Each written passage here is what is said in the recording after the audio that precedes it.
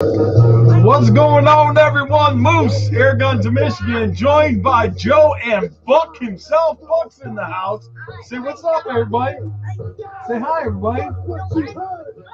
Yeah, I know you're Buck. So, and so here we are, man. We got Joe. Well, we had Joe from Predator Pellets. Joe looks like he dropped out. I think Joe's having some technical difficulties, but we're going to get Joe back in here. What's the matter, Buck? Come say hi to everybody. Say hi, everybody. No? All right. Yeah, my wife had a hair appointment, and she ain't home yet. So I'm on daddy duty, which is cool with me. I don't mind. We're just waiting for Joe to come back in.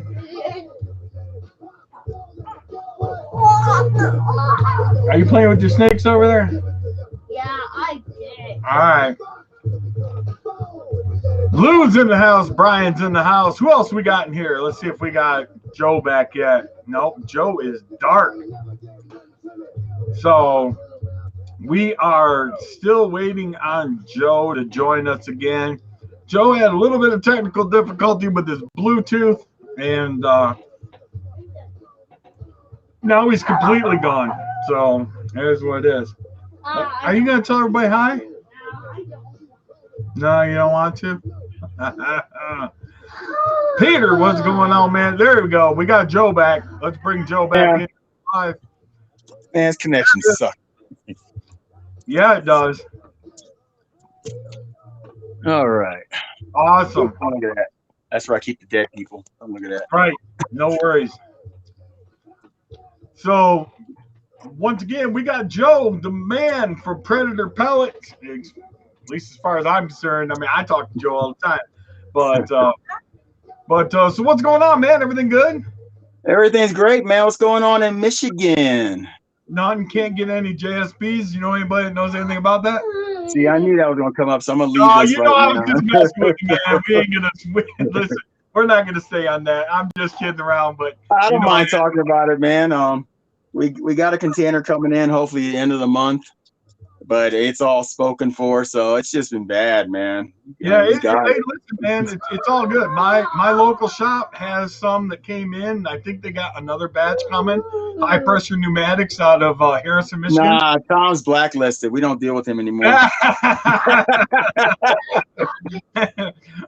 We know that's not true, but yeah. So, anywho, well, listen, man. You know, one thing that you know a lot of us like to do, and you know what I usually ask people, hey, go over there and play with your Legos. All right. Technique. Okay, go over there and play with your snakes. I love you. But you know, we always like to know, like, you know, man, how in the heck did you land into the role in life that you're in, man? Like, I mean, what was it that, I mean, one day you were sitting around and you went, man, I like Airguns so much. This is what I want to do for a living. Dude, I got my kids into Airguns back in August of 2010. I know this because it was my son's birthday. I bought 2 days Powerline 30s or something like that. Anyway, 35s. And I bought 2 just so, you know, we'd have a spare one. And then I got into it, and then we moved into the house we're in now, and I started researching more on air guns, and I saw, you know, I got a hold of my first rifle ever. It's in my gun cabinet. My first rifle ever is a Crossman Phantom. Right. And that thing has, oh, sorry, I'm going to get it because I got to. No, man, we can't. Hey, Joe, we can't, bro. We can't show rifles on YouTube Live. Oh, that's right. That's right. You'll kill me. Oh, that's right. You got YouTube sucks. I know they do, man, but anyway, I got a Crossman Phantom, and then I started looking at bigger break barrels, you know, more powerful, and then I said, I ain't spending $300 for a break barrel. Then I bought I had my Phantoms, and then I got my first PCP, which was a Discovery kit from oh my God, Gander Mountain. They Yeah. had it up there for $250. It was an online return. Of course, the day I decided to go get it, it goes up to 500. And I asked the guy, hey, why did, I asked about the pricing. So he gave me this smart ass remark. So I was pissed. I walked out the store. I was so mad. I did an entire email letter, a full page letter on my phone. I was so pissed. And next morning, they emailed me back. About a half hour later, the manager called me and told me they would give me the rifle at that cost, but they wouldn't give me a warranty, which I don't care. I said Crossman will give me a warranty. So I got my Discovery. I had to learn how to work on air rifles because of that rifle, because, O-rings and stuff when I was learning how to mod. The first mod I did was a 22 conversion. I was scared. I was scared because I didn't know it was going to happen. So I got that rifle going. Then my second rifle was my Sumatra carbine. And that's the rifle that got me involved with Predator, by the way. And then I got a Talon P. And I swear to God, I did a couple builds, my first real builds. And then I don't remember jack after that. I don't remember. You don't ask me what rifles I got during the years. I'd be like, I don't know. Go look downstairs and guess. Right. But, yeah, no, I definitely understand that, because I mean, I can tell you the first couple that I got, but after that, I don't know, man. They just take up space. I find that I'll walk through my basement sometimes and I'll be like, oh, like I don't remember putting that gun case there, and I'll pull it out and open it up and I'll be like, oh, dude, I forgot I even had that gun. Like, I mean, it's sad, but it's true. Yeah, and people always say, you have this many rifles, you're not going to shoot them all. Yeah, I shoot them all. I don't shoot them all, within a year, but they all get shot. Right. They all get touched. They all get looked at every time I'm down here. I'm looking at most of them now, and I like to collect. And being where I'm at, I have to have different platforms. I can't just be strictly PCP, just because I got to see what shoots out of what. Right. So the way I got on with Predator is funny.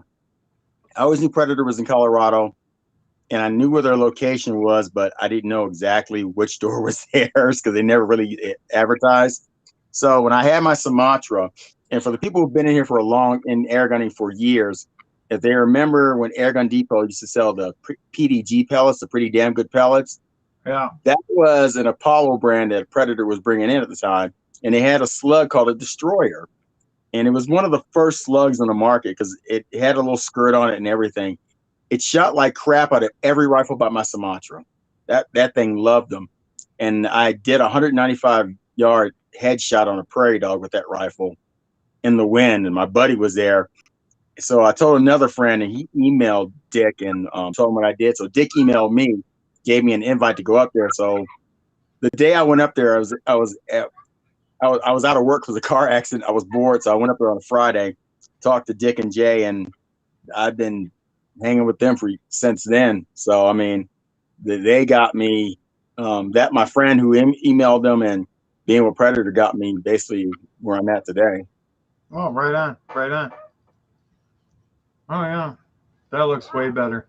Sorry, my wife just got back from a hairstyle do whatever. They go to that lady that charges absorbent money, and then and they just it looks good though. But what? The 1800. Sorry, dude, my screen froze, so I just see a freaking froze picture right now. Anyway, sorry about that. But so yeah, that's cool, man. So you I mean, basically just hanging around, and they were finally like one day just kind of like, hey man, I mean, you want a job? Well, it's funny. I didn't actually start working for Predator until 2018 when I started doing their social media. That was part-time. So I mean, I was going to I went to SHOT Show with them for the first time in 2016. They invited me, so I've been going to SHOT Show ever since with them and through most of the airgun competitions. But I fully got on with Predator back in November, and that's when Dick was saying he was going to retire, and then we announced his retirement in January. So I took over for Dick, and it's been pretty good. I mean, you know, I have a good job. Jay is a great person to work for and work with, and if we just had pellets, we'd be awesome. Right. Yeah, I mean, I don't know, man. Dude, I get it.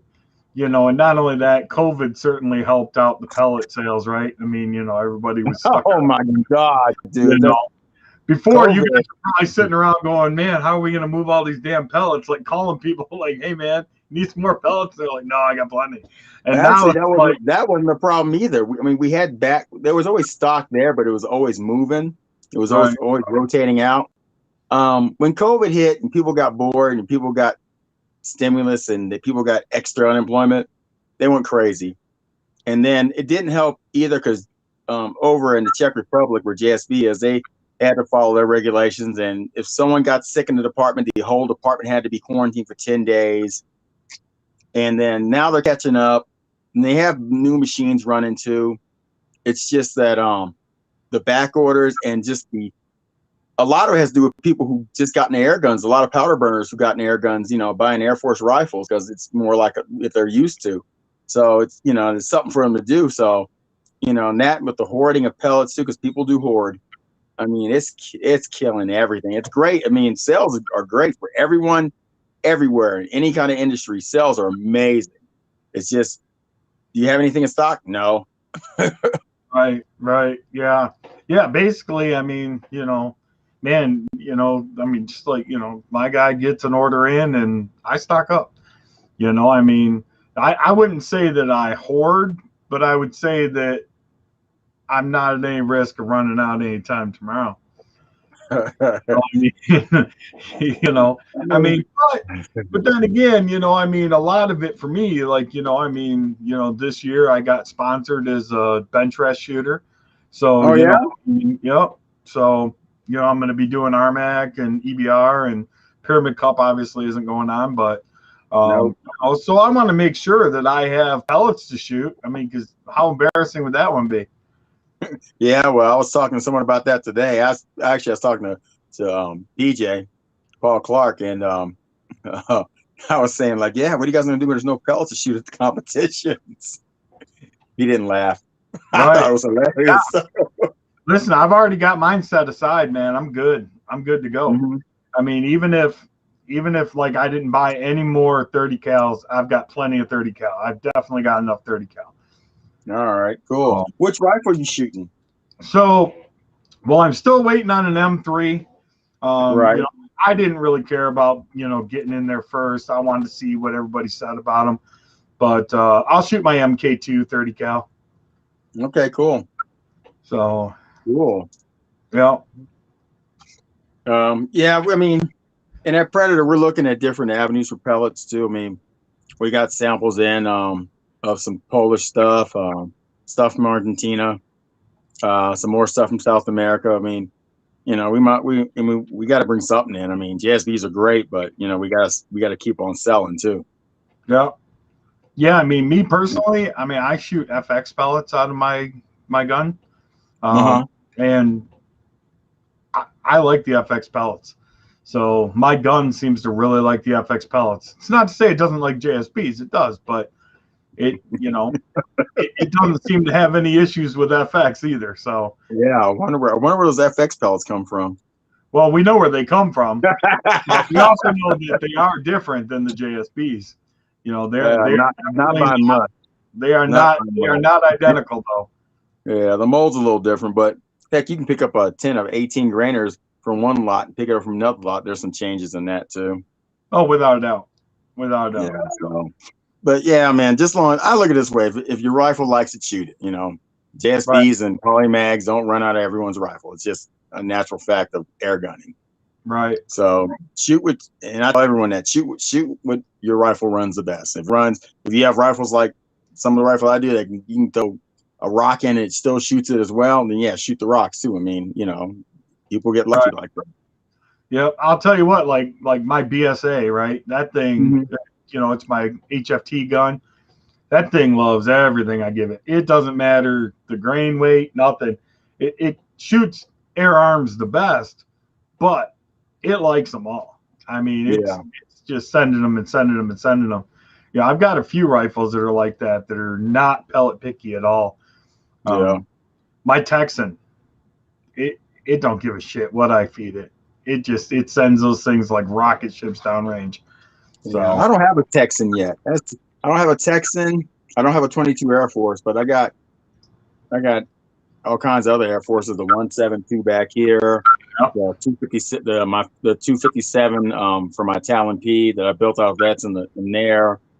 My Escape is at work. My Escape SS in the blue frame, which they don't make. You have to make it yourself. That's in there.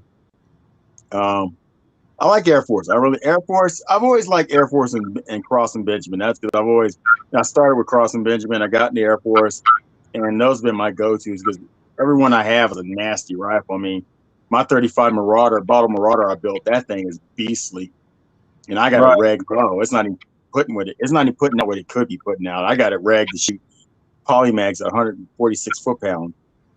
Jeez, beats. And if people who are going to question us, polymags do like to go fast, and quite a few rifles. I've seen a lot of rifles shoot them in the 900s, and I'm shooting them out to 500 yards. I'm sorry, 500 yards, 150 yards, and they're just pile driving prairie dogs, just destroying them. Right. Yeah, I'm thinking about trying out a raw, and metal chassis. Yeah, I've been really kicking around the idea of a raw. I just put my name on a Day State Heritage Limited Edition in the 22 high power. Right. So that'll be my first Day State, and I'm kind of looking forward to that. I really want to see what that thing's capable of in the 22 caliber. And Day States are nice rifles. They're really nice rifles. Yeah, absolutely. Yeah, and I've had my eye on getting a Day State for a while, and then when this Heritage came out, I was just like, man, that limited edition Heritage is just freaking gorgeous. And yeah. Tom happens to be getting a few, and I was like, you know what? As much as I don't want to spend that money, I'll take one. Yeah, that's my thing. Some people expect me to have a high-end rifle. I don't have one high-end rifle in my collection. I'm just not that guy to buy a high-end rifle. I mean, don't get me wrong. I like shooting them. This is not me. I'm more of a tinkerer kind of guy and putting stuff together and, doing weird calibers. And that's why me and Cedric get along so well, because we do weird calibers. Right. Yeah, you do. Yeah, I honestly, I'm probably buying it more to hand it down to my son. Right. Like heirloom thing, just like I bought an HW97K, and I bought that to be able to, give to my son, and I've still got Benjamin Sheridan, I've got Sheridan, Blue Streaks, and I mean just all kinds of cool stuff to be able to hand down to my son. I mean, that's the gun that I kind of learned on. Right. Shooting pellets was an older Blue Streak, and so I made it my life goal when I got older to own a couple. Now I do. Cool. But yeah, I feel like, yeah. Okay. So how many rifles do you own? I don't want to incriminate myself if my wife's watching. So, see, I got a good wife. Yeah, no, I do too. My wife does not give me any grief about it. No, my wife has bought me some of my rifles. Right. Well, I mean, listen, number one, if you want a good marriage, don't lie to your wife, right? I mean, just be honest. If you're honest, then, it's amazing how often your wife will just be like, I don't care, just go ahead, just whatever, but, you lie to her one time and it's over, and I don't lie to my wife. So honestly, I don't really have to ask permission, but I always usually tell her what I'm going to buy, make a big purchase. But, my wife's like everybody else, look, the bills are paid. We're not broke. Okay. So, but, I would say I'm roughly in the ballpark of 30. Oh, okay. You're Maybe cute. I'm cute. No, I'm I'm getting close to the 50 mark right now. I got enough parts right here. I could probably build 3 more rifles if I wanted to. Literally, Right. I could build 3 more. Actually, I do got a rifle down there and some parts. Now think about it. Just, dude, my gun room is a mess. I mean, it is just. I'll show you real quick. I got crap all over here, uh, crap all over there. It's just all over. Man, my gun room is a mess right now. Yeah, no, listen, so is mine. You know, I mean, I feel you. My bench right now, my workbench, looks like a tool bomb went off on it. I mean, it's crazy. I actually Yeah, was taking apart one of my blue streaks and figured out that the valve in it is stuck, and my valve tool stripped off the end of the valve. It was just a nightmare, and so I ended up calling Baker and was just I'm like, about yo, to say.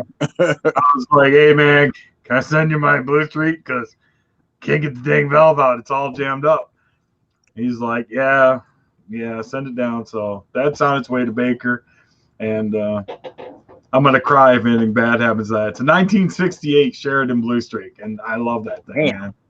Wow, that's nice. So, Dude, I wish I could show you some of these guns I have in here. I got this one guy's Marauder I did with one of those exclusive shop lever action breeches. He did it in blue. He got a human regulator for the Carnivore.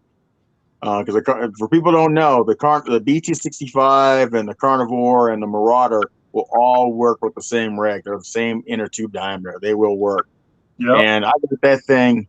And what's nice about the Carnivore rig, it comes with a really nice extra long plenum.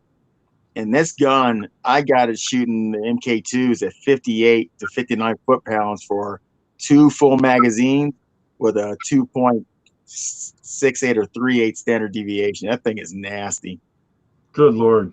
That is Yeah, I nasty. really want to come out your way and pop some woodchucks. I don't have woodchucks. I have prairie dogs. Yeah, whatever. Prairie dogs, woodchucks, little furry critters on the ground. They're all the same when they're in the crosshairs. Yeah, but woodchucks don't sit there 200 yards and laugh at you. No, that's probably true. But as long as I keep sitting there and I get more than one shot, I should be good to go. Yeah, it depends. We go to some of these permissions I go to, you might get one shot and they're like, well, screw this, and they go under. They're used to being shot at. And I mean, right now is the best time to come out to shoot prairie dogs is end of April, beginning of May when the babies start popping up. Because they're like, I don't know what's going on. And they get it good. They get smacked good. They get 2 furs and 3 furs and 4 furs. I mean, if you line them up just right, you can knock 3 to 4 of them down. Nice. But my problem is I don't do a lot of videoing, and I have a side shot. Rick Utzler sending me that LTV from ATN, so I'm kind of indebted now to him to do video. And my YouTube channel is just so lame. I mean, I started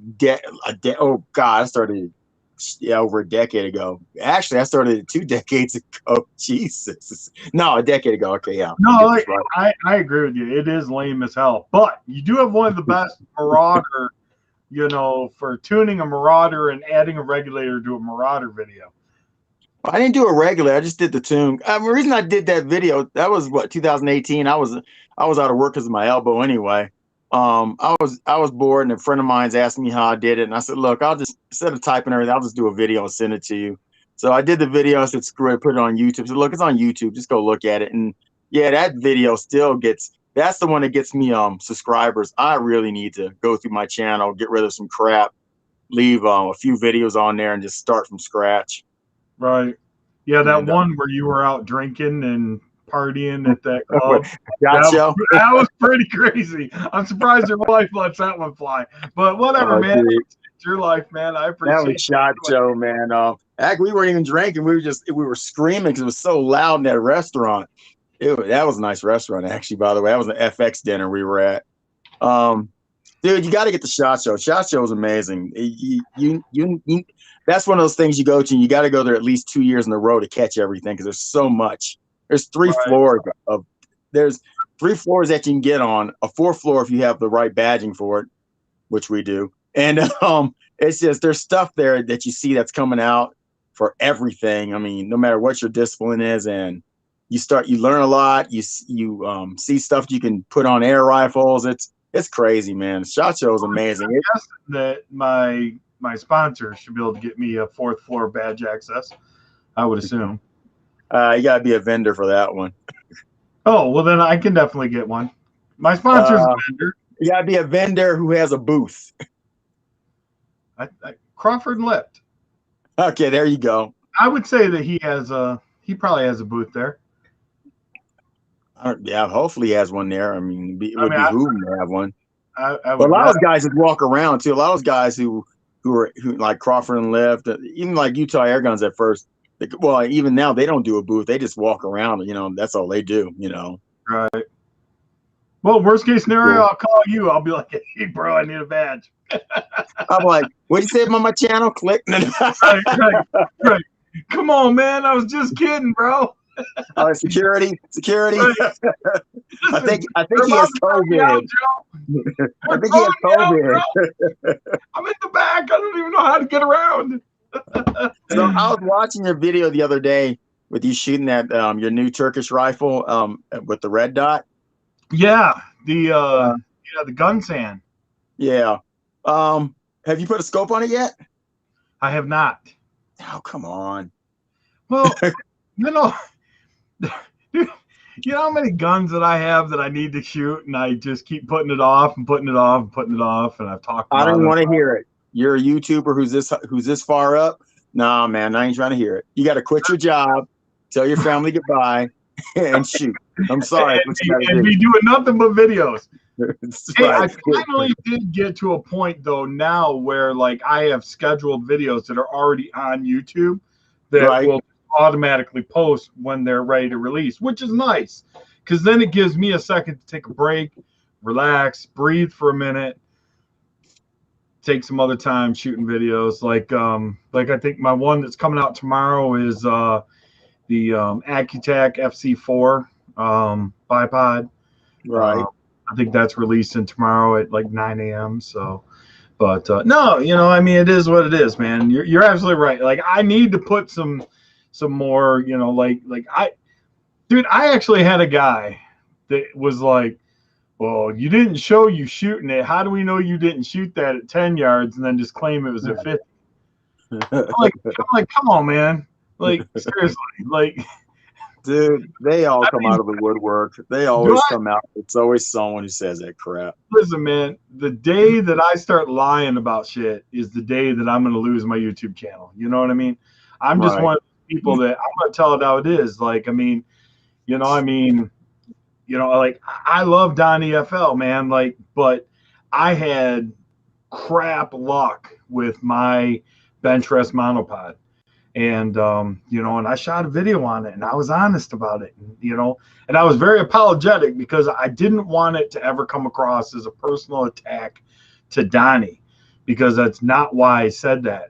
But I had to be honest, and it's how mine came to me. It was falling apart, and when a person does reviews, I don't think a person should be apologetic about the review they're doing, especially if they're speaking the truth. Every manufacturer, the big guys, the little guys, the guys in between, they want to know if there is a problem or people do have difficulty using their product. I think, and I've seen people do it, be real apologetic, but it just makes like, look, dude, you said sorry like 80 times.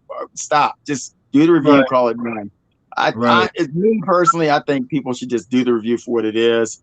And if the truth hurts, then someone maybe needs to get out of the sport or something, whatever they're doing. I mean, they gotta get input. Yeah, when we send pellets out again, GSVs don't shoot in every rifle. They don't, and it's like, okay, well, that's what it is, There's nothing we can really do about it, but it doesn't hurt our feelings. We just, we just say we're sorry about that, and we go on with life. Right.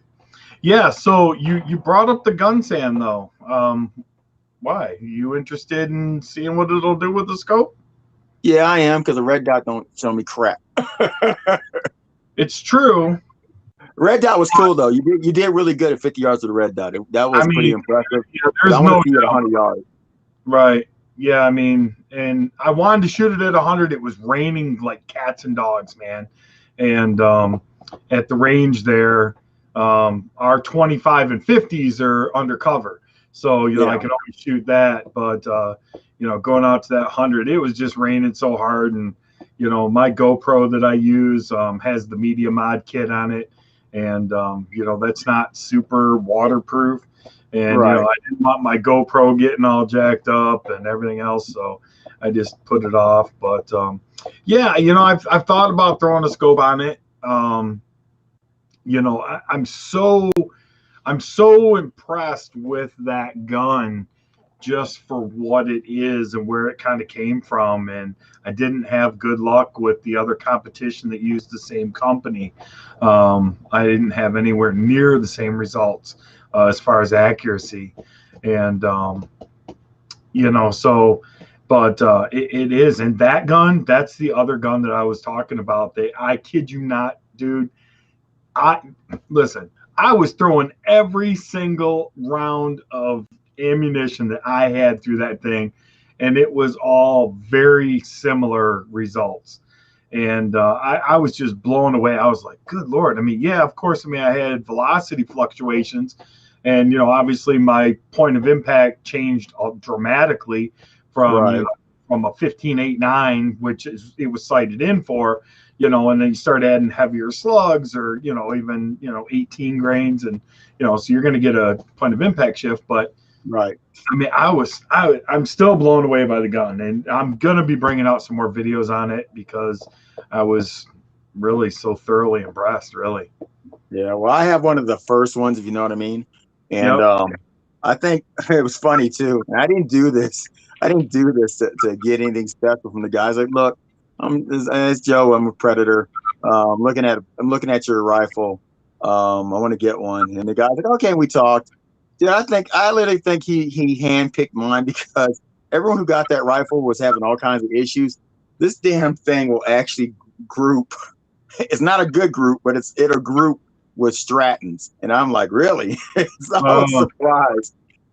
This one actually shoots pretty good. I mean, it's laying right here. It holds air like a champ. Golly, man, it just holds air like a champ. But yeah, you could tell, man. They found every. It's like the Mach 1, but it's not. It's a parts bin gun for sure, but it's not near what it should be. I like it for what it is. I do shoot it. It's got a little thump to it. I haven't hunted with it yet. So it just sits there. I mean, like every other rifle right here sits here. That one needs work. That one needs a new valve. That one needs work. Yeah, that one needs to be taken out. Yeah, I've got a few that sit around. Like, I mean, my Bull Boss needs a regulator. My Walther Rain, I have no idea what the frick that thing needs. It shoots absolutely horrendous. Dude, you're out of your mind. Seriously? No, dude, I'm not kidding. I got a Walther Rain that for some reason there's something really wrong with it. You call Umarex? What's that? You call Umarex and let them know? Well, I took the barrel off and sent it to Tom Holland and had him cut the stock moderator off of it, and it is threaded underneath there. So I've already kind of put the gun out of warranty by cutting the stock moderator off, but I didn't know if maybe it just needed a good crowning or what. But basically, if you pull a patch through that barrel, it's like super loose, really tight, super loose, really tight, super loose. Dude, yeah, you should have called Umarex and had him replace that barrel. There's just something wrong with the barrel. So I actually thought about just getting a barrel, like a Lothar barrel, and just taking it to a gunsmith and saying, hey, just turn me another barrel, you know, because. What caliber is it? 25. Dude, the 25 we had at the Airgun Expo, that thing was freaking amazing. That thing was lights out. Jesus. I know. And dude, that's why I bought one, man. I mean, I bought one because everybody was saying, oh my gosh, this gun is amazing. And I thought, what a cool gun just to hang around my neck, go out in the woods, pop some squirrels, whatever. And from day one, like at first I thought maybe I just got the wrong ammo. So I went out and bought every kind of 25 cal I could find. And, I mean, I put slugs through it. I put pellets through it. I mean, I've done everything I can, and it's a train wreck. 4 or 5 inch groups at 25 yards. You know what I mean? no matter what I put through it. So Yeah. Well, get a Lothar Walther for it, or get a Green Mountain barrel, have it machined down, right, and then have the bolt probe changed up and make you a light powered 172. right. Or I'll just send it to Joe and be like, have your way with it, and send it back when you're done. Yeah, I'll be like, I don't know what he's talking about. Right. But check it out, I got a new freaking Walter Rain. I'll just take up to Rick's place, Rick at RMPA, and we're like, hey, Rick, let's do something with it. All right. Like, all right, whatever. Right. And make something crazy. Make it the best BB shooter you ever saw in your life. Oh my gosh, I still want one of his when he releases the Texan chassis. I want one of those chassis. Yeah. Well, I think he's still doing the pre-order. I don't ask him much about it. The chassis is nice. I remember when he first started doing it, he's showing me pictures, and I go over his house. Me and my wife go over his house, or there him and and Becca, his fiance's house, for dinner, and he'd show me prototypes and all this stuff. With it really is nice. It's nice. And I like chassis. I mean, I like chassis. I got to Shooter's place, and dude, they look amazing. Yeah, Rick put a lot into that. The tolerances are really good on it too. He's one of those guys. He's like, what? It's too loose. No, it's not right. He'll send it back. He made sure it fit exactly. Right. Yep. So yeah, you guys do quite a bit with some oddities. What's one of your favorite calibers to shoot? Be honest, anything under 25 caliber. Actually, anything under 22. And people are I tell some people, and they look at me stupid. My best prairie dog rifles at range are my 172, my 35, and then my high-powered 177s. I have a high-powered Marauder and a 2250 bottle build that's somewhere upstairs. And those rifles are nasty on prairie dogs. Each of my 177s are 200 yards, easy. And, of course, the 172, when Thaddeus was here, we were shooting, and we didn't realize it because, when you start ranging stuff or looking at stuff in a prairie, everything looks, 100 yards.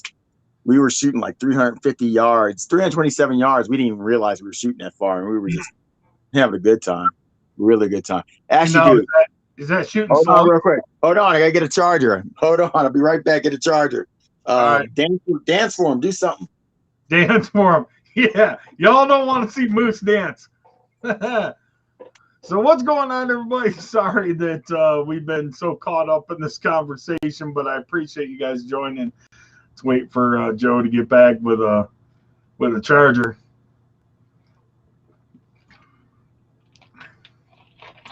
Lou says, I drove home from vacation.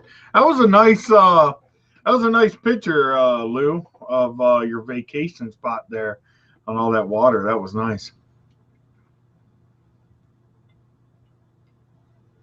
My 17 WSM is a monster against any small game. Yeah, you know what? I'm going to be honest with you, man, and I've been kind of digging the smaller calibers lately. I just man, there's so much fun to, with the smaller calibers, and I'd love to see what a good 177 slug can do.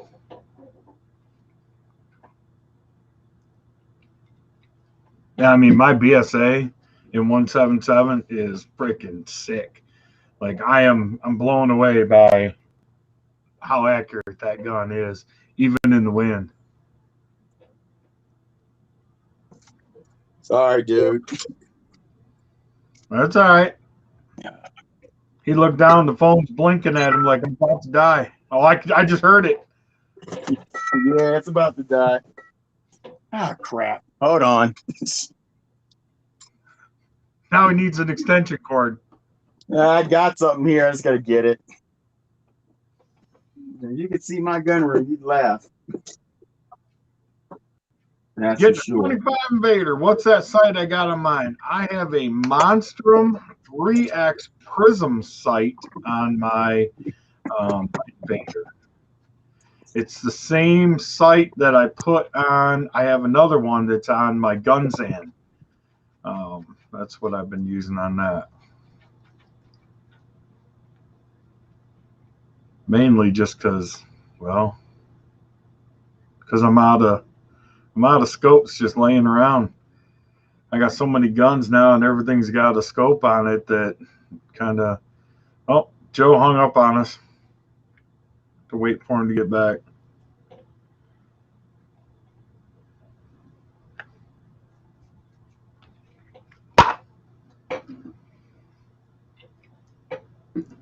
I'm sure he'll be right back. St. Michael's, Maryland. Right on, right on. Yeah, it looked gorgeous, man. It looked beautiful. There he is. You got me? Yeah, sorry. There he is. He's back. I don't know what happened. I lost connection, but dude, how do you like that Invader? You know, it's fun. It's a cool gun to just go out and pull some rounds off of, and I mean, I would say it's a good gun for I mean, it's relatively accurate too. Right. I shoot Hornets out of it, and mags out of it, and it loves them both. Yeah, I remember the Hornets first came out. That was a crazy pellet. Oh, dude, they're scary, especially out of that gun, shooting roughly like 840 or so. I mean, that metal tip, and I just think it makes me cringe when I think, how would you like to get shot by that? And then when the lead makes contact and that little metal just keeps going, it's like, oh, golly, man. You haven't shot the metal mags yet? I've never shot metal mags.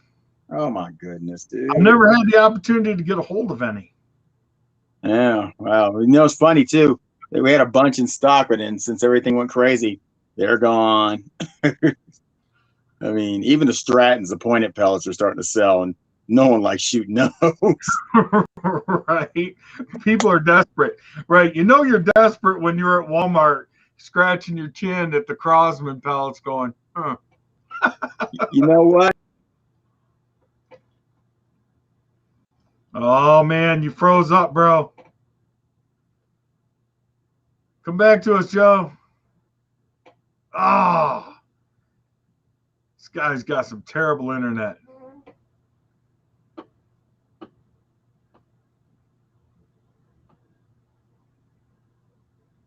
Don't worry, guys. He'll be back.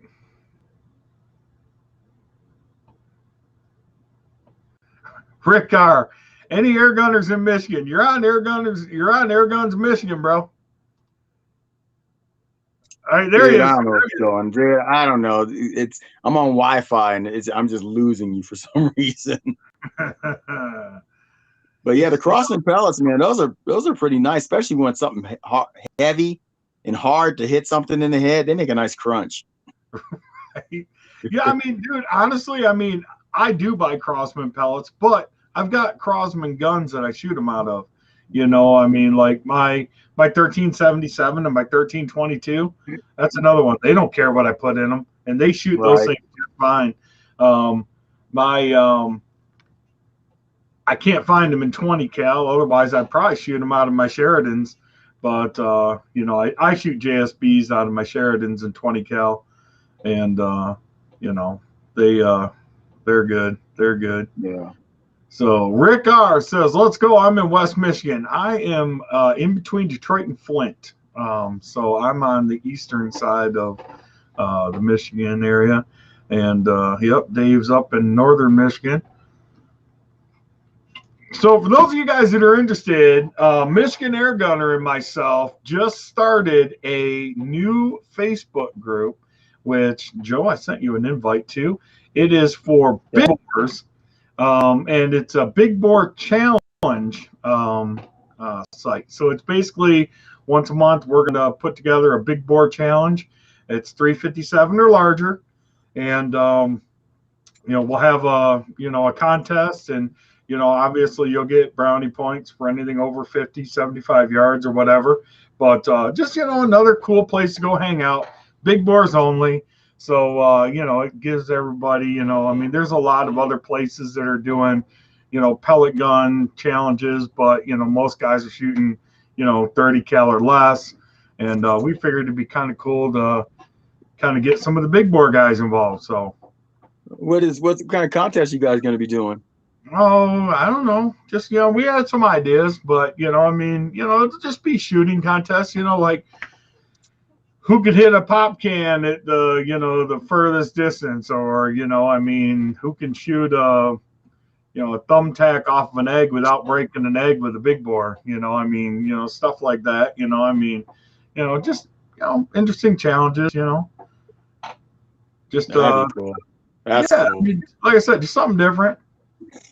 Gives everybody, a chance to, use their big bores and not be, at a little bit of a disadvantage against some of the smaller calibers, I mean, that are obviously, a little more accurate.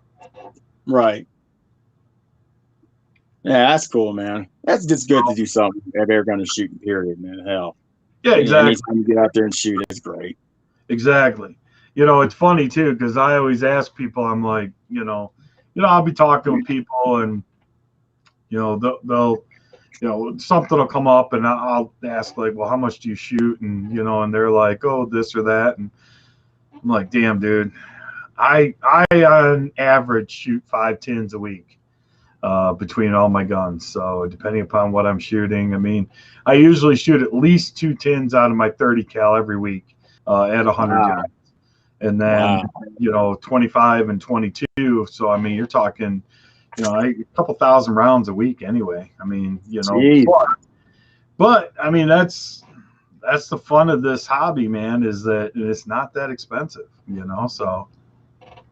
Yeah, exactly. I mean, it's funny. I see guys get an FX Impact or a Day State, and the first thing they complain about is the cost of pellets. Right. Right. I'm like, really?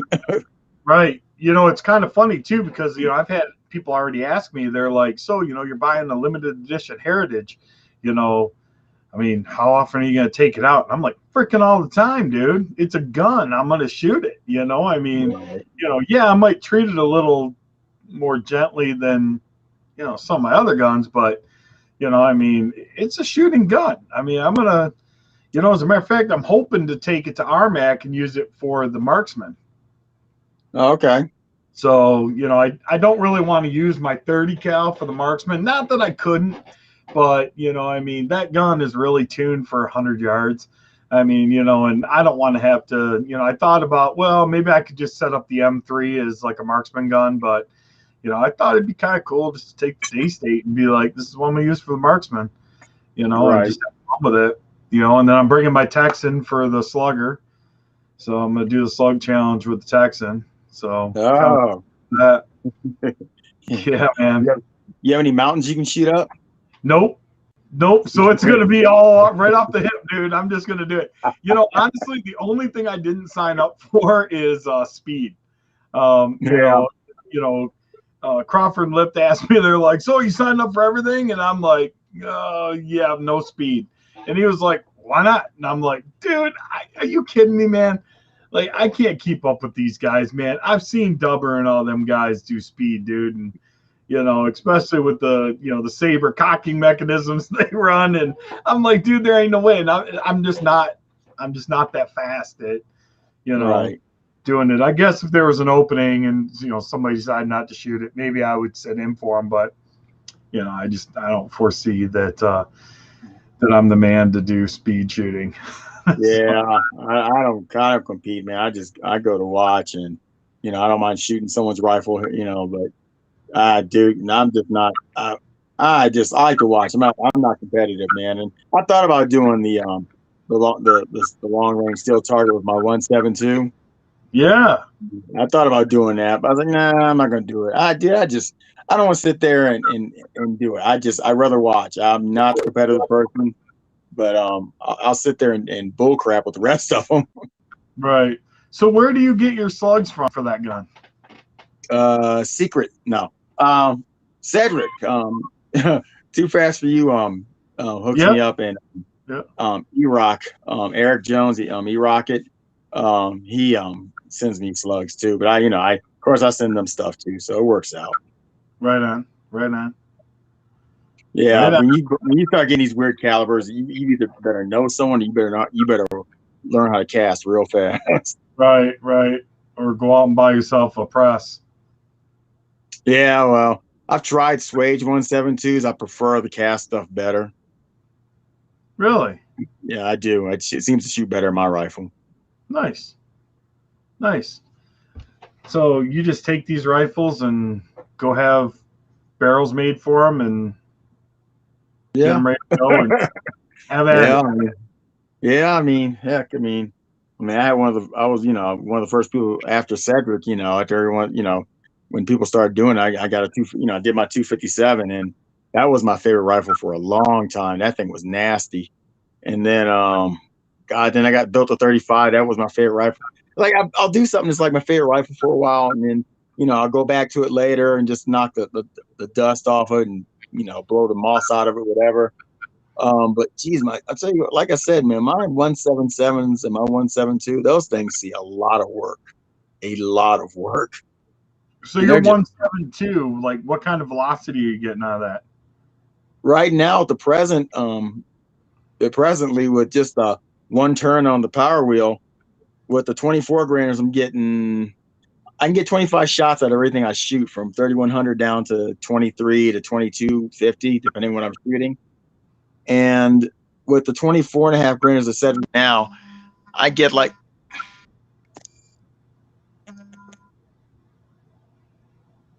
sorry, that was Cedric. Yeah. I get like the first 15 shots are well over 1,000, like 1,010, 1,020. And then Right. with the 33 grainers I get from Eric, they're like high nines, 980, 970. And then it drops down to about 930 on the last shot at 25. And do you know what the BC is on those? No, I don't. Cedric and Eric do it. Do. And I just don't ask. I'm like, do they shoot? They go, yeah, okay, give it here. Right. I forgot what the BC was on NOE's site. It's pretty high for them both. Yeah, I can't remember right off, but those rounds are just nasty, man. I mean, my rifle is actually an 80 foot-pound rifle with the 33 grainers. If I turn the power wheel up, That's just insane. In 172. well, my 177s are 45 to 60, depending where I tune them. Good Lord. And those are, you said, is that a Condor?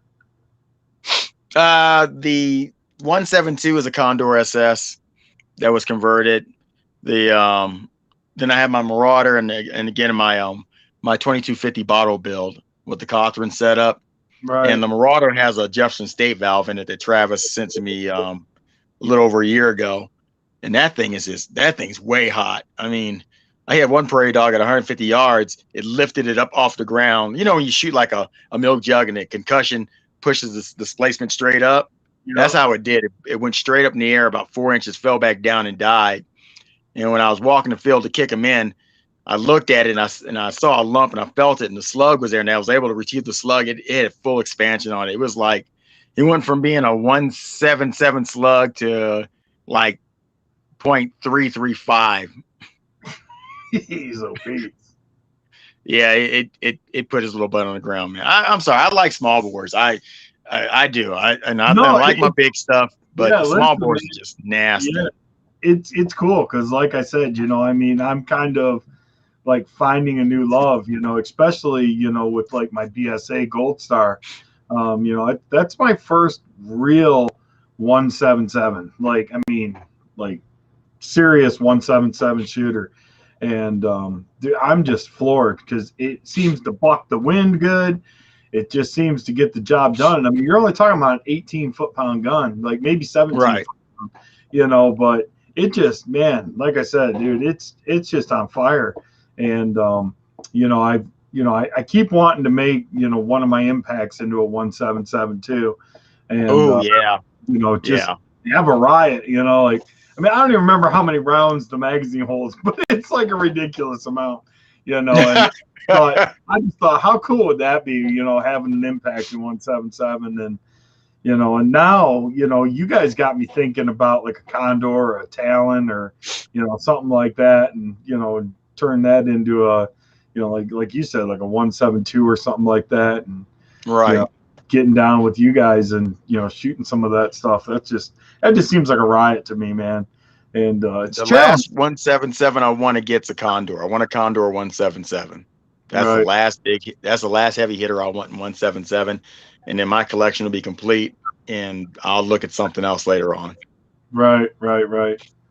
Yeah, that's really cool though, man. We'll have to talk more about some of those, you know, when I get Yeah, dude, closer. I'm telling you, they're fun, dude. But you know, let's talk pellets. Yeah. Dude, those 30 caliber Hades are nasty.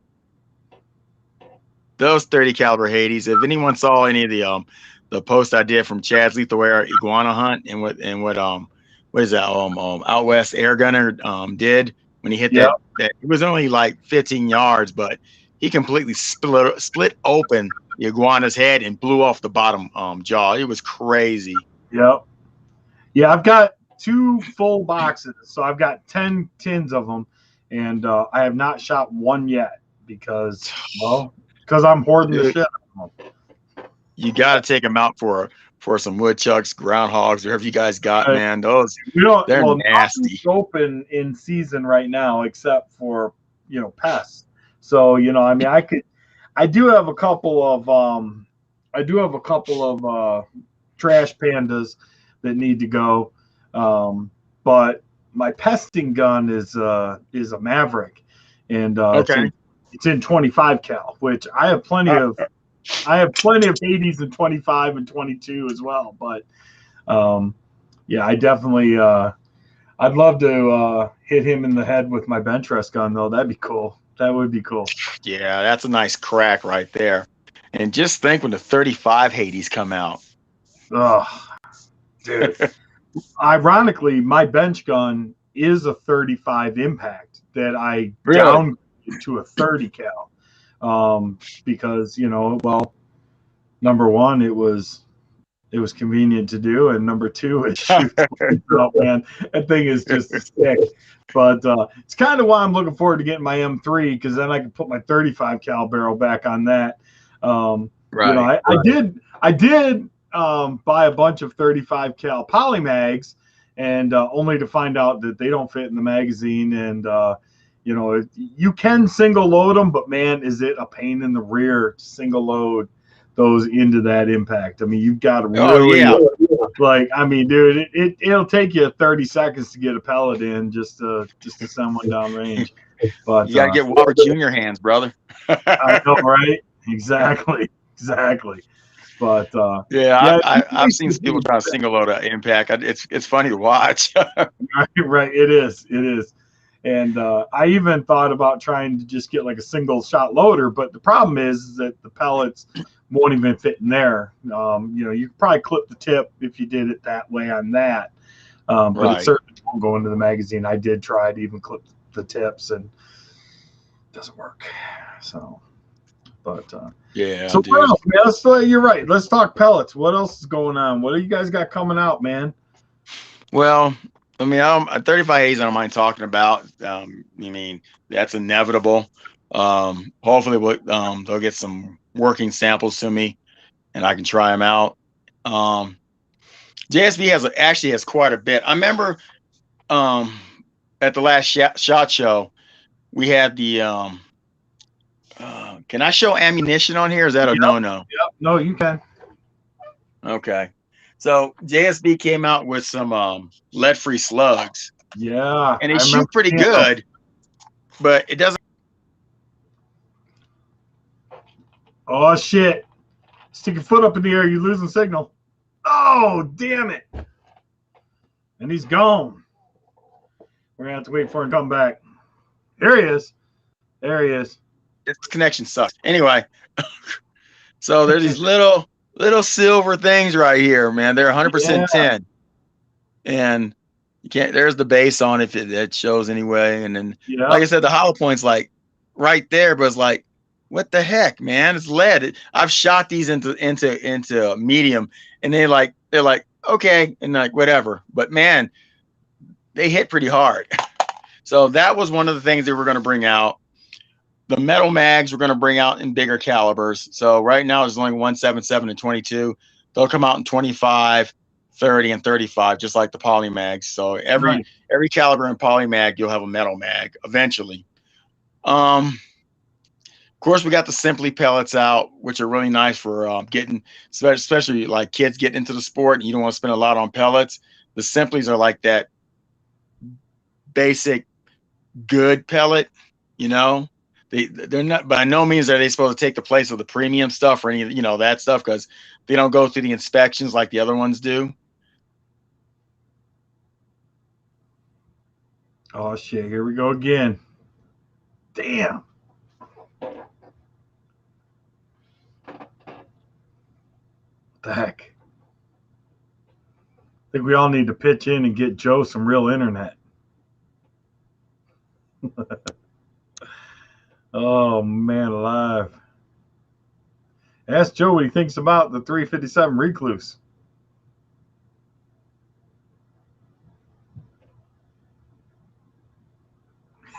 He said stoner thought, but I wonder how a 24 karat gold pellet would fly. Interesting. Interesting. The 25 Hades are a disaster. You're right. Oh, there he is. Oh, Hades are not a disaster. Hades are not a disaster. Right. I saw his comment, then I saw him comment something hitting or something like that. So I don't know what he was trying to say actually. Yeah, we're gonna all chip in a little bit of money, help you get some good internet. I got great internet. Now I'm upstairs in my bedroom. So this is where all the magic takes place. It's MTV Crib. Me and my wife walk in here, we look at each other's eyes and go, hey, remember we used to do things? Yeah, me too, and go to sleep. Right, exactly. Yeah, I'm tired. Good night. Basically, that's what happens. That's exactly what happens. But yeah, so anyway, so the different metal mags, the Hades and 35 will hopefully be out soon. There's some other stuff down the pipeline I'm not at liberty to say right now, but it's going to be really freaking cool. It's going to be awesome. Pavel showed us some stuff, and I was like, ooh. So yeah, when they come out, it's going to get a lot of people talking. Nice. Well, hopefully one of these days I'll be big enough that you guys will let me test out some of this cool stuff that you guys put out. Hint, hint, wink, wink. What do you mean, man? Anyone can test if they have the right amount of money. Yeah, you can test anything. The right amount of money. You know, I got, because you're not the, it's not like I don't hear that a lot, I got people I've never let test, and they've been bugging me for days, and a lot of times I didn't let them test because I saw the way they were, and I'll let someone else who's a little more, not less biased, They're like, oh, so I'm all about this and that. I'm like, oh, that's great, but it's not going to help us at all. I mean, I have like a list of people that I eventually send stuff to, and you're on it now. And so, it's just hey, y'all heard it. Y'all heard it. Yeah, but they don't know how long the list is. Well, that's true. I mean, hey, listen, man. I mean, dude, I'm used to it. It's all good. I'm still waiting for an M3, bro. So, well, I mean, like I said, I have people that I keep in mind to test things. I mean, I have people. A lot of people don't even know about test stuff. There's small guys that I know who actually shoot really well. So I have them test stuff. Of course, we got Rick Ream. He tests. He's been doing stuff for Predator for a long time. Yeah. I send stuff to like Utah Air and Pyramid Air for them to test. Because they have the amount of rifles that they test different things in. Yep. I do. Lately, since I've been with Predator, I've been trying to get more smaller YouTube guys that, just people starting out, who have good content too. And I know you got a huge following now. So, a person like you would be a really good person to have test stuff too, because you actually do content. So, Right. Yeah, well, I mean, we do lives 5 nights a week, and I usually, on average, put out 3 to 5 videos as well a week on top of the wow. live. So yeah, it's a full-time thing, man. I just, my videos, I have a tendency to record them straight through, right? So you don't ever see any real breaks in my videos. Like I don't edit my content. If I make a mistake, I just own it on film and I don't cut out. I'll just say like, oh, I didn't mean to say that, or oops, that was my bad. Because I don't know, man. I'm pretty good with just off the cuff, man. To be honest, I'm not the greatest video editor, so it's easier just to say whatever happened, man. Just that's what happened. I mean, yeah. Well, it makes it more genuine for sure, and I'd rather have that anyway, because I'd rather have someone just, hey, is what it is, Right. Because I know a lot of people who edit, and a lot of times they don't edit, everything out, but I know they edit a bunch of other stuff out they don't want to see. But I had a friend, well, I still have a friend, I won't mention him, who started doing YouTube, and it's like, dude, you got to do something with your video. You got to either edit all the misses out, because you're doing a lot of missing, or you just need to record only hits or something, because it was bad. It was really bad. It was like, he do these little 1 to 2 minute YouTube vids. I'm like, dude, stop that. Just put it all together. Do a 10 to 15 minute vid. That way someone has something to look at, Right. But it was terrible, man. I was like, oh man, I love this guy to death, man. He's a great friend, but man, his video sucked. Right. Yeah, no, I definitely understand that. And unfortunately, I see guys like that as well. But I'm also one of those guys that, man, like, I want to support people's dreams as well, right? Because, I mean, if I see a guy out there that maybe doesn't have the greatest content, and maybe he's just like, he's kind of all over the place and not real fluid and can't understand everything he's saying, but the guy's putting out, 2 videos, 3 videos a week, and he's trying to be, I'll subscribe and I'll watch his videos, man. I want to give him time and, and stuff like that. But, there's a lot of guys out there, man, that sometimes I'm just like, you should really stop doing videos, man. like you that or find a different niche, man, because this one isn't working out for you. Yeah, I mean,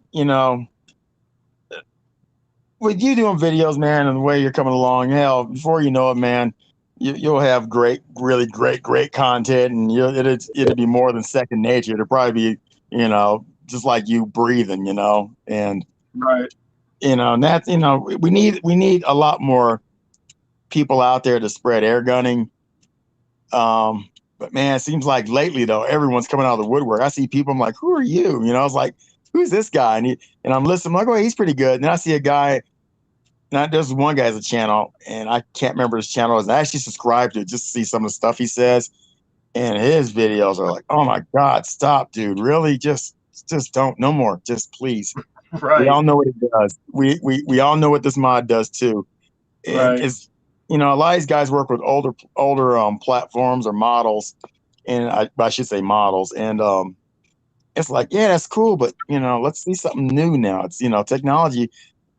And speaking about technology has come so far with air gunning. I remember when I got into it heavy, and to regulate a rifle, you'd have to measure everything in your tube, space it right, and then drill an atmospheric hole into the tube and line your regulator up with it to regulate your gun. Now you don't have to do that. Now regulators are externally adjustable. Hell, there are paintball regulators out there that are externally adjustable. I have 3 that I was looking at for about 1.5 years with Cedric, and he ended up buying them and sent me one, and these damn things are amazing. I was like, ooh, this is cool. I mean, regs have come along, barrel technology's come a long way. Slugs, I mean, people were shooting slugs back in the day, but now everyone shoots slugs now, which is great. Some people want to shoot them in the wrong places, their backyard, and they want to do Right. 1,000 feet per second. Like, that's probably not a good time to shoot a slug. But Right. people are. Everything's just, it's crazy. Look at optics, man. Now you can get quality optics for under $500. Yep. I'm talking about great optics. There's companies like Arkin that's out there that's got really good stuff. Even the lower end Elements, not a bad price. Even Hawk has just changed everything. I was looking through some Hawk stuff at the Airgun Expo, and I was blown away. I was like, this is a Hawk? I was like, wow. Right. Yeah, my HFT scope is a Hawk Sidewinder, and I'm gonna tell you what, that glass is brilliant, man. It is absolutely outstanding. And the Elements, it's another good one. I mean, I shoot a Titan on my bench rest gun, but I do have a Helix as well, and and even that glass is really nice. I can't complain about the glass on the Helix either. But yeah, that's cool. See, my problem is I don't get to shoot like I want to because I live in the city. I live in the suburbs, and where I live, you can't shoot an air rifle in your backyard, but you can shoot bow and arrow. So that's fine. But so when I go out to shoot, a lot of times when I'm testing, it's like I go to my prairie dog fields. It's like it's so hard to try to test ammo and group, and you're looking at a prairie dog that's at the same distance. Like, I could smack him so fast right now. And the goal is we're hoping to move out of state next year and get some land so I can actually have a nice 100, 200-yard range that I can actually test, instead of, be focused with it. Because I can test at work. We have an indoor range that's 30 yards, which is great, honestly. But, it doesn't tell you a lot. I mean, it shows you a lot, but there's still things that I want to know at 100 yards, at 200, 150, 200 yards for stuff that will go that far, Right. Things are different, and I myself like the Cronian side. And people ask me, well, I'm like, well, it's a controlled environment for one thing. I don't deal with the sun. I use my IR lights. Everything's always, consistent. So I rather Crony inside. Yeah. I would. I don't like the Crony outside. But everything else, yeah, let's go outside. Let's see what it does at 100 yards. And I'm bad for that. You'll have a gun shooting good at 50. I'm like, all right, let's take it 100. You're looking at me like, what? Why not take it 100, bro? You got it, Right. What state are you guys thinking about moving to?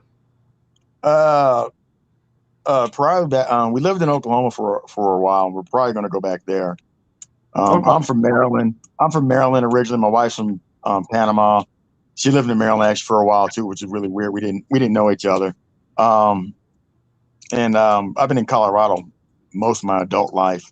So, but it's like any other place. Everyone's moving here, and it's time for me to move out. Right. No, I hear you. So, are you gonna stay with Predator when you move to Oklahoma? Oh yeah. Oh yeah, he says. Oh yeah. Yeah, actually, we want to move further north up in Michigan. So I'm in between. Really?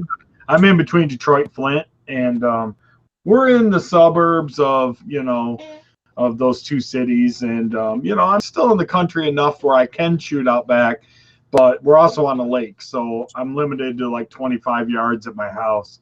But I live really close to my sportsman's club. I'm only about 10 minutes away from, where I can go and shoot at my club. But, I want to move up north where I can put in a 200-yard range at my house. Right.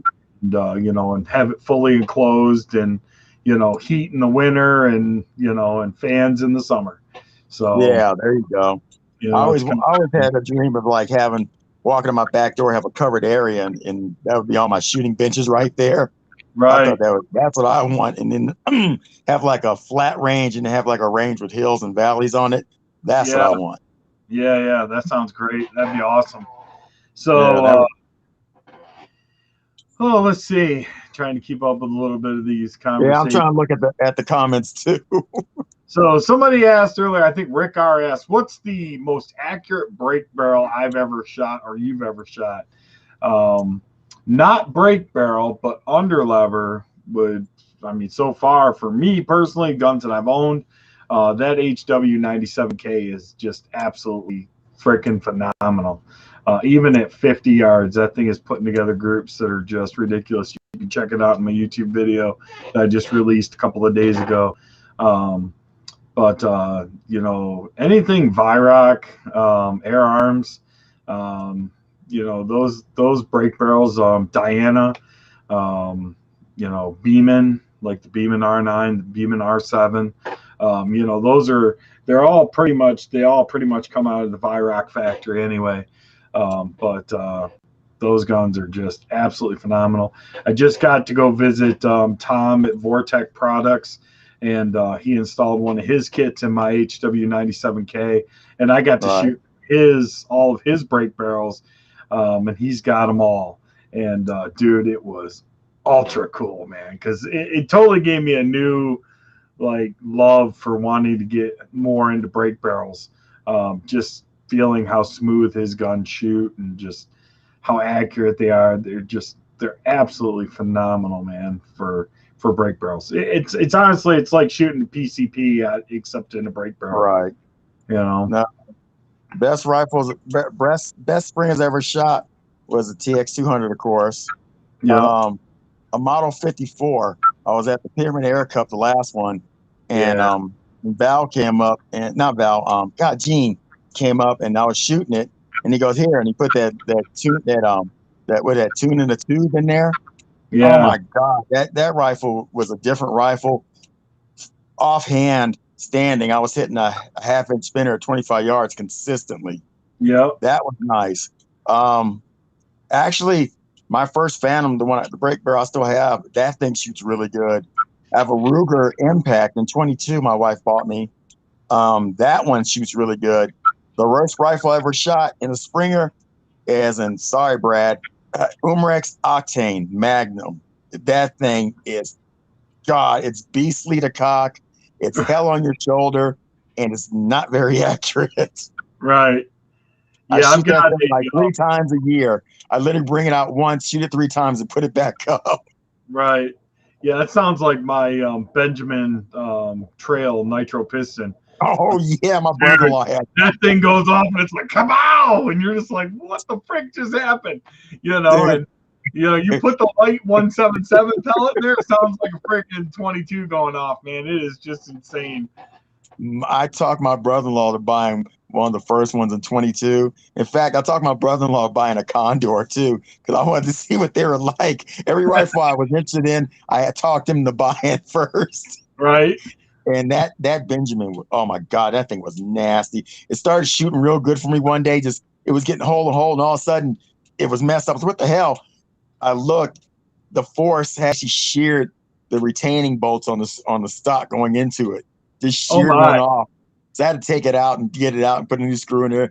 It was crazy how much force if that thing was accurate, it would have been a really nice. Oh yeah. I mean, rifle. honestly, yeah. I mean, seriously, it's got so much pressure and power, man. It's just like I remember, like I wanted one so bad because I was like, oh, nitro piston, man. Oh, come on, man, this is gonna be badass.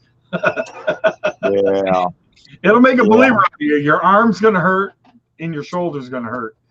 Dude, I have another one. My brother-in-law bought a Crossman Titan, and it was a thumb hole stock 22 brake barrel. That is a clean shooting rifle. Not very powerful, but man, that rifle was real clean to shoot, and he still has it. I actually tried to get it off of him. It's that I liked it that much. I was like, I got to get that rifle. I need to ask him again because he's not shooting like he used to. I need to get all his air. I need his Condor, and I need to get that rifle now just to have it. Just to say I got you. But yeah, man. Oh God, that Octane though. God, I should send it to you and let you shoot it. You're gonna send it back. Like, get this out of my face. It's terrible. And it's a 177. It actually shot the pile drivers pretty hard. Jeez, oh Pete. And the pile drivers were 21 grain. I hate that H&N stopped making the 177 pile drivers. Yeah. Those were actually a really nice pellet. That was the first pellet I was using because it's more like a slug anyway. I was using that in my 177s, and that thing was nasty. I used to turn them backwards though, so the rear, because I had that little hollow point in it, was, I used it like a hollow point, and they actually shot better that way too. They did. They shot way better, man. No, And I that's fun. love shooting that. I love shooting those. I have some left. I had Troy Hammer. I had him send me like 710s, and dude, I wish I had more. I really like H&M pile drivers.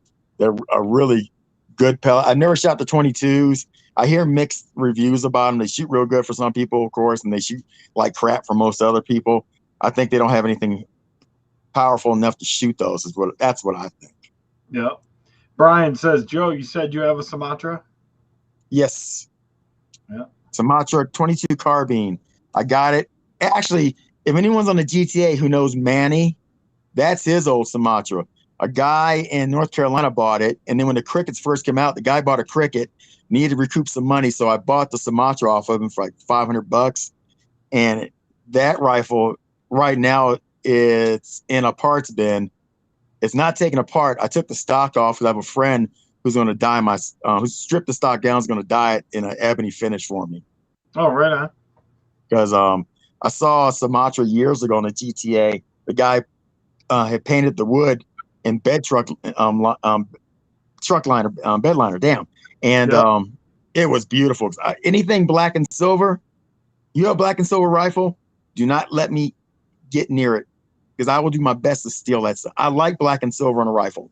That's it for me, black and silver. I And get when I it. saw that Sumatra, I was like, yeah, I got to have that black and silver. Right. Yeah, actually, it's funny that you mentioned the bedliner because I've got a AEA Challenger in 25 cal that somebody else on Facebook had taken theirs and sanded down the junk finish that they put on them out of China, Right. and then stained it, and it turned out really nice. Well, when I got done sanding mine, my wood had some repairs done, and it just didn't turn out very good when I stained it. It wasn't terrible, but it wasn't the greatest. Right. It isn't as nice as what I wanted it to be. So I decided to I'm gonna truck bed liner it. Yeah. And then just use it for out in the woods and whatever, dude, wherever it You might lands. as well. Yeah. And I stay away from wood stocks just because the way I shoot, I shoot off a table, or I have a shooting mat that I shoot on. I shoot prone a lot. And I mean, dude, sometimes, I'm really careful with my rifles, but sometimes a good wind comes off and pushes a rifle over. And as soon as wood gets marked, I'm like, oh my God. And I'm like, oh, I wish I wouldn't have brought it out. So I don't Right. do a lot of wood stocks, but the truck bed liner would be nice on that. Speaking about AEA, I remember when they were first talking about their guns, and Rossi did an interview with them at the IWA. So I got actually one of their catalogs, and I don't know how many people know this. They have cartridge-based guns like the old Innovertec guns, where you actually have a cartridge, and you pressurize it, and you put your round in it, and then you basically carry it like bullets. They actually have two rifles I want. They have one that looks like a 50 BMG, and they have one that looks like a 300 Blackout. Nice. And their cartridges are huge, so they got a lot of pressure behind them. And then they have that pistol. They do have the cartridge pistol. That thing. Yeah, the revolver, dude. Yeah. That thing, and you can get it with a 14-inch barrel with a stripper on it. Yeah. I want that. I want that so bad. But when I saw what the pricing was going for compared to what they originally said pricing was going for, I got butthurt real bad, real fast. Right. But I would get those three of the AEAs. I'm not much of a semi-auto fan, so that doesn't interest me. But those cartridge-based systems they have, man, if they put out the pressure that they say they do and the power they do, those are going to be hellified hunting rifles. Right. Yeah, for sure. I mean, yeah, I've been looking at them myself. It's just, I mean, dude, it's so hard. And, and I think this is something that people don't get, man. Being a content creator, if you want to be able to hang with the big boys and, do that, you got to come off money, man. It isn't, just, pick one gun and, and talk about it for a year. I mean, people want to see different content, I mean, they want to see, like I just picked up a Diana Bandit, and, it's like, because, I eventually want to put a regulator to it and get it a little bit more accurate but you know, they came back into stock, and I was like, you know what? I mean, it's a relatively inexpensive PCP pistol that, you know, I can bring out, and not a lot of people really talk about them. You know, and you know, I figured why not? You know, do something different. You know, I got it in 177. You know, so you know, I mean, you know, putting out, you know, 11, 12 foot-pounds of energy, dude, that's plenty for walking out back and popping a chipmunk or a squirrel. Or Yeah. a Dude, you know? the bandit and the chaser, you know, one's PCP, one's CO2. Those are actually really good pistols. They are, and I'm glad you brought that up about content creators. And a lot of people don't understand how much a content creator really spends when they're not really supported or sponsored, or they're Right. partially sponsored and they still got to buy their own stuff, but they're getting a discount. They don't understand how much money goes into that, and people wonder why some content providers actually sell their stuff. You know, after they're finished reviewing it, because they got to get the next rifle. You know, they have to. If you want a successful channel, you gotta invest. It's a job. You're not getting paid for this job, but if you want to be that YouTuber, that air gunner, or whatever you're doing to produce create content, you gotta invest. I mean, my wife, she has several hobbies that she does at once, and she's doing the cricket thing. And dude, I saw how much she spent. I was like, Jesus Christ, I could have bought 2 guns with that. Right. Yeah, no, my wife's the same way. I mean, as a matter of fact, she's got a cricket and a brother, and you know, my wife makes tumblers. Like, you know, your wife probably makes something similar, you know, but Dude, my wife, have you seen my pellet tumbler my wife made? Everyone's like, where'd you get it from? yeah, the JSB one. Yeah. Yeah. She Yeah, did I saw that. that. It was in your last video when you took a drink out of it, and everybody was like, ooh, Predator. Hajimoto's like, where'd you get that? I know, right? Yeah, I saw it. I'm trying to get my wife to make a bunch of. I think I'm gonna have her make a few, and I gotta pay for them, of course, but do a couple giveaways with them, because they're actually that knockout 10 symbol and the Predator logo came out. Oh my, the reds came out really good. The blues came out good. I was like, yeah. Well, so, I'll yeah, tell you what. I'll swap you an Airguns of Michigan one for one of those. Oh, I could use an Airgun of Michigan tumbler. I need something for my jack. Right.